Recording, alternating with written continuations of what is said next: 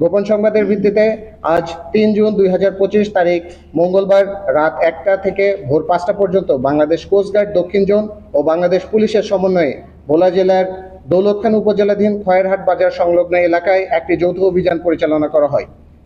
অভিযানে উক্ত এলাকায় ২টি বাড়ি তল্লাশি করে অস্ত্র তৈরির কারিগর ও দুর্ধর্ষ ডাকাত সিরাজ বাহিনীর ২ সদস্যকে ৩টি দেশীয় আগ্নেয়াস্ত্র, .22 রাইফেলের ৪ রাউন্ড তাজা গুলি, ৫ রাউন্ড কার্তুজ, অস্ত্র তৈরির সরঞ্জাম এবং ২টি দেশীয় অস্ত্র সহ আটক করা হয়।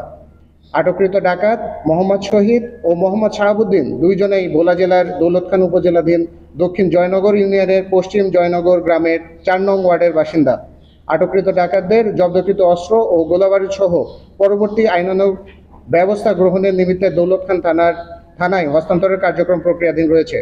দেশের আইন শৃঙ্খলা পরিস্থিতি স্থিতিশীল রাখতে বাংলাদেশ কোস্টগার্ড ২৪ ঘন্টা টহল জারি রেখেছে, যার মাধ্যমে কোস্টগার্ডের আওতাধীন এলাকায় আইন শৃঙ্খলা পরিস্থিতি অনেকাংশে উন্নত হয়েছে। কোস্টগার্ড ভবিষ্যতেও এই ধরনের অভিযান অব্যাহত রাখবে।